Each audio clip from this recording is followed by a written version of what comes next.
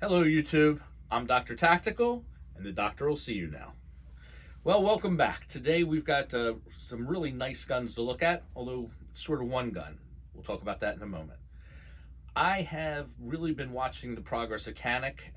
My very first Canik, the TP9 SFX, really enjoyed this gun. Problem with Canik, the big problem is that they keep improving them. They keep making them better, so you keep wanting to get more. After this came out the Meta, and the Meta is wonderful. In fact, I never met a Canik I didn't like. Anyway, now they've come out with the Rival, and they didn't just come out with one rival, they came out with two rivals, and they're very, very similar. A couple little differences, and we'll talk about that in a minute. Really, one of the big differences, which one reflects your personality, which one best reflects who you are as a person and as a shooter. For example, let's take a look at the Darkside.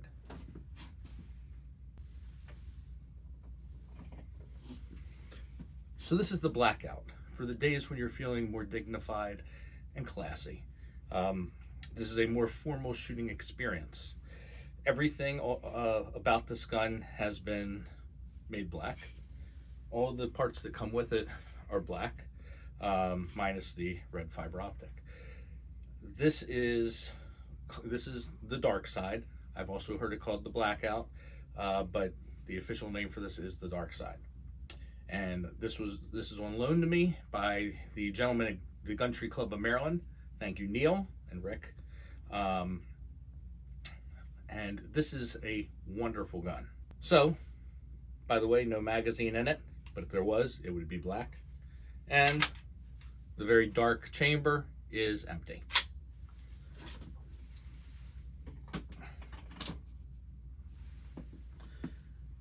Now, for those days when you're feeling kinda a little more out there, a little more blingy, a little more in your face, if you will, Rival came up with just the right gun for you. This is the Canik Rival. Nobody knows. It's not the whiteout, because the whiteout is the all-white stormtrooper looking gun. It's not really the gray out. Is it the light side? I've been calling it the light side, but I have not found any formal name for this gun. But this is essentially the identical gun. Now, I mentioned that the Blackout was on loan to me from the Gun Tree Club of Maryland, and I really couldn't do anything, or I'm not going to do anything to this gun. Now, it comes with a magazine well that goes on very easily, but it's not on there at the moment. But if it were to be, it's black, and we'll see it in a few minutes.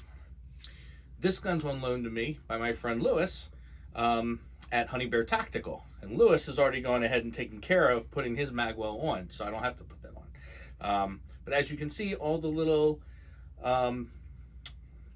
cute pieces are gold and blingy. The trigger's got a little gold dingus. You've got the magazine. Now, this also has the enlarged magazine release button, which comes with this. This has the... Oh, I take it back. No, this is the regular size one, and this has the elongated one. But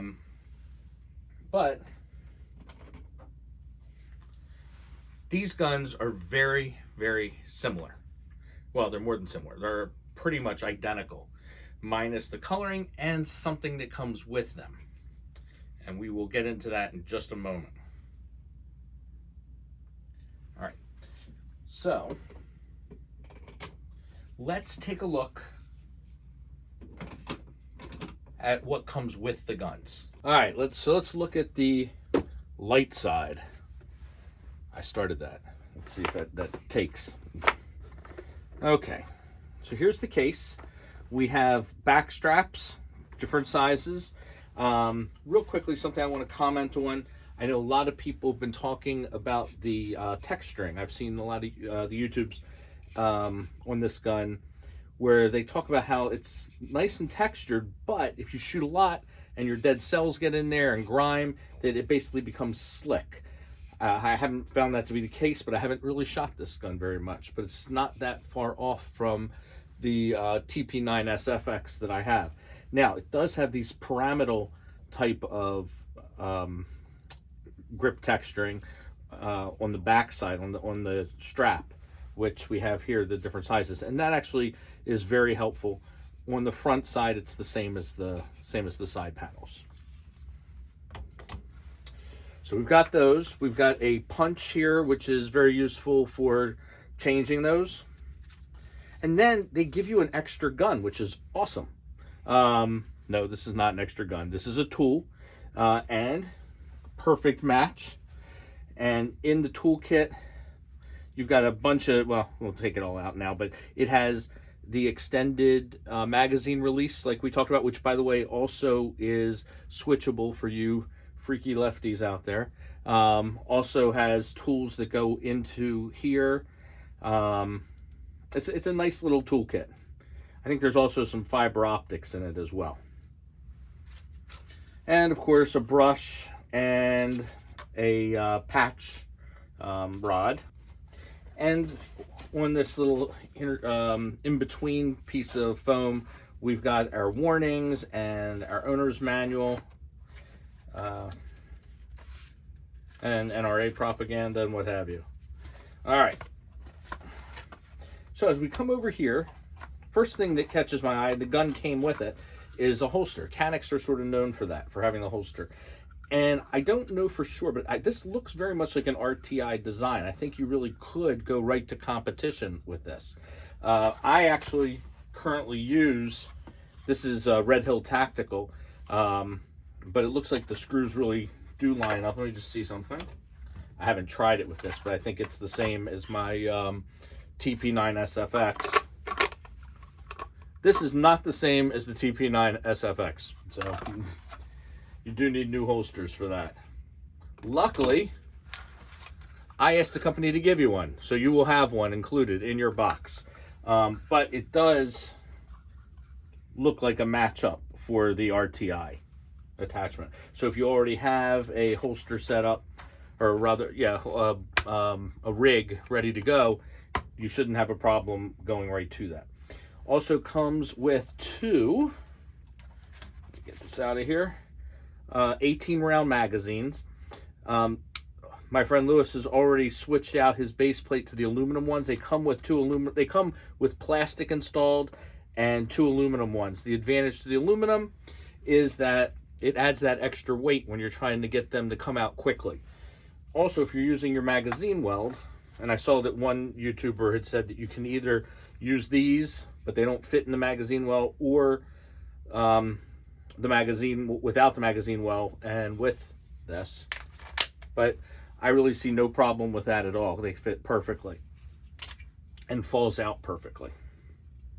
So put that in the same way. Also comes with the loader, speed loader, and went through those. So here's where it gets different. And I'm going to go ahead and lay these out. Notice here there's a cutout, but nothing in it. So these are your plates for your optics, should you choose to use one. Which, really, why wouldn't you nowadays? Everybody you're competing against has them. And if we look up here closely, you'll see that the piece that comes out for this, and by the way, this is a fully adjustable back sight, which I have heard phenomenal things about. And you lose it, you have to take this off when you go to switch to one of the other base plates. So if you're going with an optic, you're not going to have use of a back sight. Now, the thing is, there's a lot of ways to work around that. It's not a big deal, but something you should be aware of, and something that kind of annoyed me with my TP9 SFX. Okay, so we'll keep this out here, and we're going to go over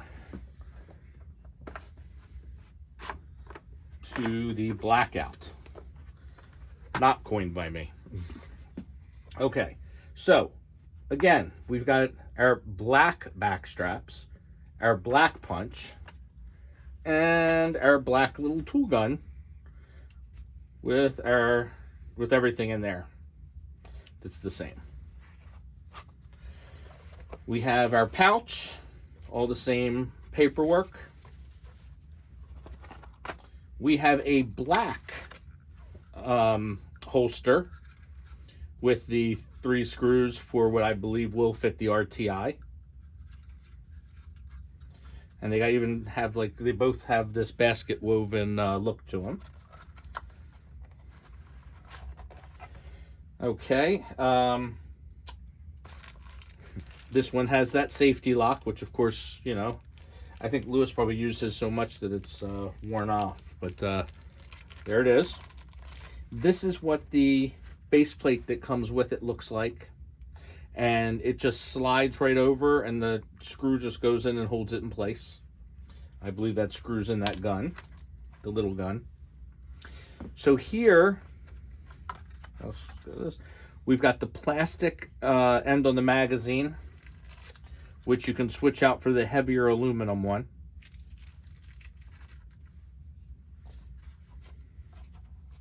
And let's look. This is what the other one does not have. So I believe we have all the same others. Now these are all designed to take the red dot of your choice.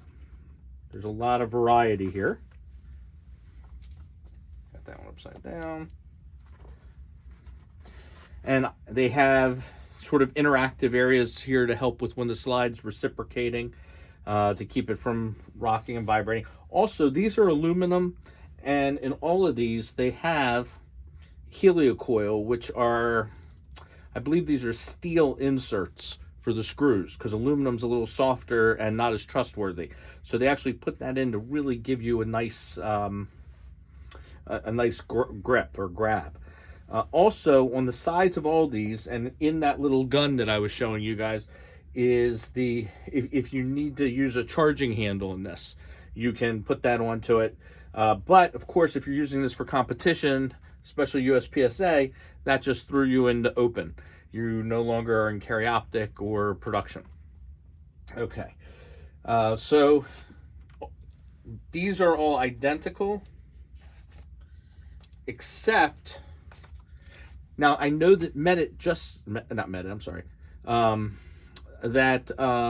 Canik just came out with a new red optic that is a red dot optic that is theirs, called the Canik or Mechanic. And this fits that, and there's a couple others that it fits as well. And this actually comes with a rear sight, so you can co-witness through it. So if that's important to you, that is, as I understand it, that is the difference between these two guns. Aside from you know, the aesthetics, the big difference is that optic plate right there, because that lets you maintain some type of a rear sight. Now, just, you know, I'd be remiss not to sort of walk you through the gun. They're identical as I said before in every other aspect. The aggressiveness of these ridges here on the slide are so impressive. The lightning cuts that they've done to make the reciprocating part of the gun lighter is really nicely done.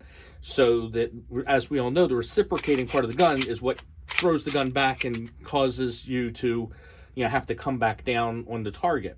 So the lighter this is and the heavier the rest of the gun is, the more you tend to stay on target after the shot, which makes me ask the question, I don't know why they ribbed the barrel, because the barrel is not a reciprocating part of the gun. That's part of the weight that you actually want. They did put, I think, a decent weighted guide rod in it, but for some reason, it does look cool. I'll give them that, sort of a ridged look. But the question is why? I mean, they even... Let me see something. Yeah, so they got some nice cutouts down here too, since that also is part of the reciprocating part. So you've got a Picatinny rail. And of course, what everybody talks about, the most important part of a Canik, the thing that gives Canik its fame, is this trigger.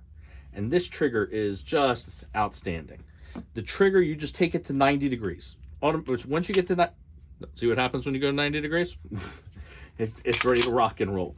It is, you get to 90 degrees, you got a slight wall, so slight that I actually went past it just a second ago. It's definitely defined, but I don't shoot left-handed. I'm doing this for you people because I give till it hurts. So here you see it. It goes to the wall, and then just boom. There's nothing. Once you get that wall, you're past it. And when it comes back, right to it. Right there, nothing. You can fire really rapidly with this. Now, up till this point so far, I have not fired either of these two rivals. I'm not planning on firing this one, but I have Lewis's permission to fire this one. So, very shortly, let me put this away. Very shortly, I'm going to be doing a video where I'm going to take the Canik, and we're going to try a couple things, and we're going to compare it to some of my other guns that I use for similar purposes. Let's see if I can slide over here. We're going to put it up against my XC. We're going to put it up against my CZ Orange. So we got the Staccato XC, the CZ Orange, and just out of curiosity, to make me decide whether or not I'm going to buy one of these things, we're going to use my TP9 SFX, which is the older version, which if you notice, does not have the flat face trigger. Actually, it does sort of go almost to the 90-degree mark. But it's got a little play right there, then pull. Great reset. All right, so the reset and the firing, perfect. But it does have a little bit more play in the trigger. Damn it, I might have to buy a new gun. So as you can see, we have two really nice handguns here. Nice additions to the Canik line. These bastards, they remind me of the companies that make radar detectors. Like they'll make a wavelength to sell to the police to catch you. Then they'll make a radar detector for that. And then they'll make a new wavelength, and then they have to sell you a detector for that. And then in places where it's illegal to buy a radar detector or use one, they make a detector where the police can find you. And then they make a detector. Smart people. Well, we're at the Rival. I'm curious to see what's going to come next. I'm sure their newest and best gun is going to come out after I purchase this. Anyway, I'm Dr. Tactical. Thank you guys for watching. Dr. Tactical, out.